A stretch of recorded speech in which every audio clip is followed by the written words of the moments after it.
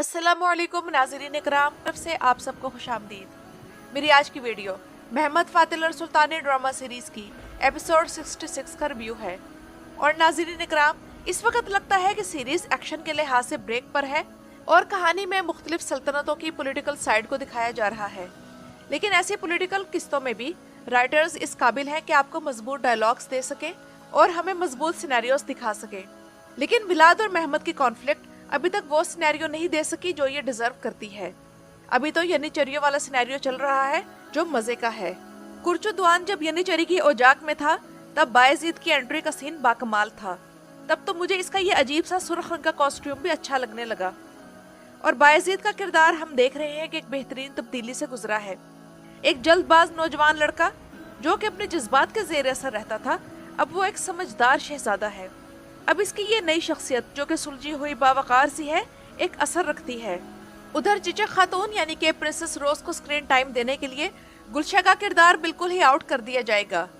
और अगर गुलशा को मालूम हो गया कि प्रिंसेस रोज से शादी का मशवरा मुल्ला लुत्फी का था तो फिर लुत्फी की खैर नहीं। और मुल्ला लुत्फी सुल्तान के दीवान में अपने आइडियाज और मशवरा के जरिए सही बेनिफिट लाया है, ऐसे आइडियाज जो कोई और सोच भी नहीं सकता। सुल्तान और मुल्ला लुत्फी की केमिस्ट्री बेहतरीन है। और याद करें कि मैं आप लोगों को सिर्फ चंद किस्तों पहले ही कह रही थी कि मुल्ला लुत्फी का सिनेरियो बेहतर होना चाहिए और उसके सीन्स भी ज्यादा होने चाहिए। तो राइटर्स का शुक्रिया। उधर सुल्तान और मुल्ला लुत्फी एक दूसरे के राजदार भी बन गए हैं। तो अब देखते हैं कि जब सुल्तान को एक राजदार दोस्त मिला है तब सुल्तान की किस तरह की पर्सनैलिटी सामने आती है। उधर सुल्तान ने विलाद और स्टीफन के साथ इस तरह खेला कि उन दोनों को मालूम भी ना हो सका कि हो क्या रहा है। लेकिन इस दौरान विलाद जो कि एक शैतान है, साइको वैम्पायर है और वफादारी और गद्दारी के दरमियान फर्क भुला बैठने वाला पागल आदमी है, अब उस्मानियों का ऑफिशियल दुश्मन है। लेकिन जिंदा इंसानों के खाल उतारना, उनके सरों में कीले ठोंकना और जिस्म के पार्ट्स को खाने जैसे सीन हमें शायद देखने को नहीं मिलेंगे। और अच्छा ही है कि देखने को ना मिले। उधर एरेना का किरदार बहुत से लोगों को समझ नहीं आ रहा कि क्यों रखा गया है, तो मैं यहाँ ये बताना जरूरी समझूंगी कि ये किरदार विलाद के बारे में ये दिखाने के लिए रखा गया है कि वो भी आखिर एक इंसान है और जज्बात रखता है। तो इसलिए विलाद के किरदार की ह्यूमन साइड दिखाने के लिए एरेना का किरदार शामिल किया गया है। और नाज़रीन इकराम, महमद फातिल और सुल्तानी ड्रामा सीरीज में बज़ाहिर तो ये लगता है कि मशरक़ी तुर्किस्तान जहाँ योगन मुसलमान रहते हैं तो उनके मसले को हाईलाइट किया गया है। वैसे भी वो पिछले 1000 साल से चीनियों के जुल्म का सामना कर रहे हैं।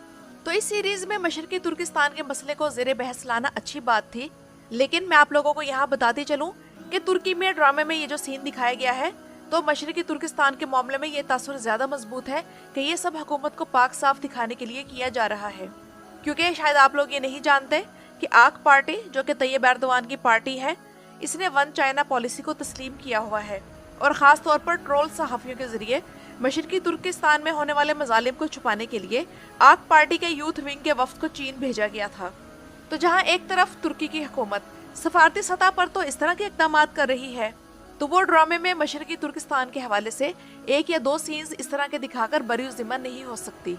इस तरह के सीन्स दिखाकर ही अगर उनसे इजहार यकजहती करनी है तो ये काम परसों पहले ATV चैनल भी कर चुका है।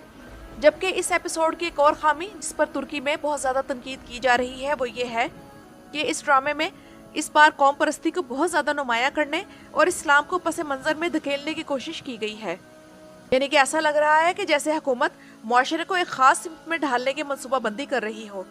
तुर्कियत को इस्लाम और मुसलमान होने पर फोकियत देने की कोशिश के बारे में तुर्कों का कहना है कि हम समझते थे कि ये सिर्फ मगरबी वर्कशॉप्स में होती हैं। उनका कहना है कि हमारा रब अपनी किताब में हमें सबसे पहले मुसलमान और इस्लाम वाला बनने का हुक्म देता है।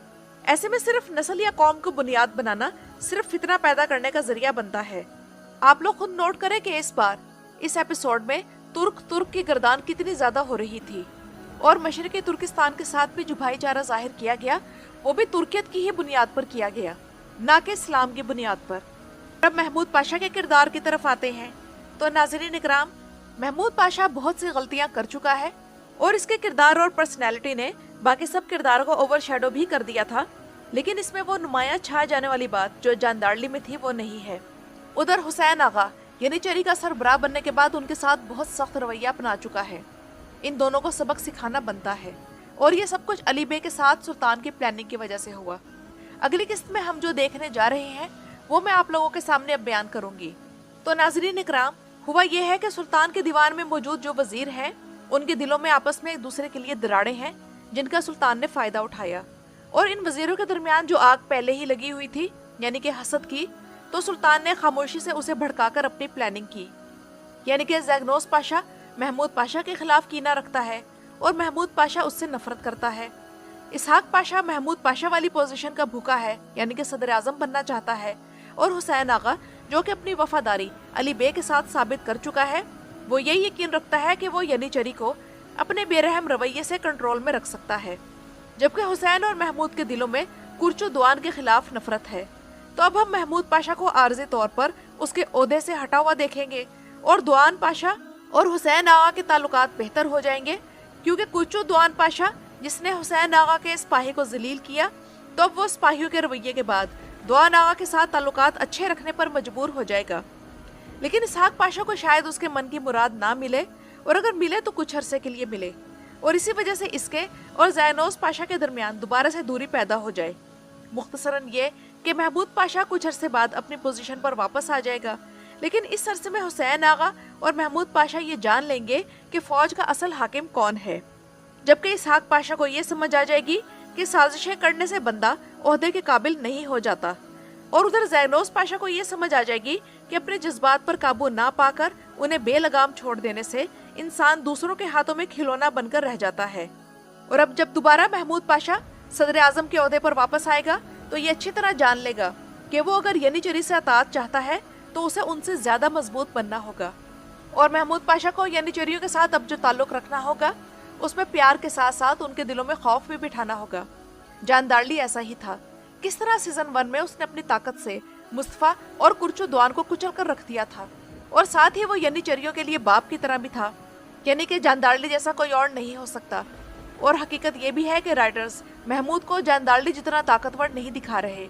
शायद इसकी वजह यह है कि तारीख के लिहाज से महमूद सर्बिया का रिहायशी था, जबकि जानदारली प्योर तुर्क था। और नाज़रीन इकराम, महमद फातिल सुल्तानी ने इस बार के एपिसोड में बमुश्किल अपनी सेम रेटिंग ली है, लेकिन उसके साथ वाली सीरीज ने अच्छी रेटिंग ली है। तो इसका मतलब है कि इस सीरीज को ऐसे तेज रफ्तार सीन्स की जरूरत है जो इसकी रेटिंग बढ़ा सके। वैसे भी एक और नई सीरीज मंगल के दिन शुरू हो गई है, जिसका नाम ABI है, और इस सीरीज का हीरो वही अदाकार है जो महमद बिन जिहान फातिह ड्रामा सीरीज में सुल्तान फातिह का किरदार अदा कर चुका है।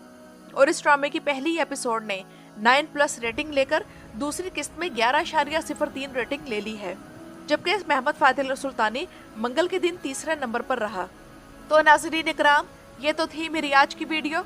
अपनी राय का इजहार कमेंट्स में जरूर कीजिएगा। मेरी वीडियो देखने का शुक्रिया।